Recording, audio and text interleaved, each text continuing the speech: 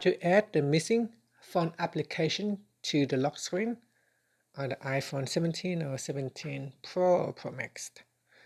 First, let's go back to the home screen. Then from the home screen, press on the lock button to go to your lock screen. Next, on the lock screen, you want to touch and hold. Then tap on Customize.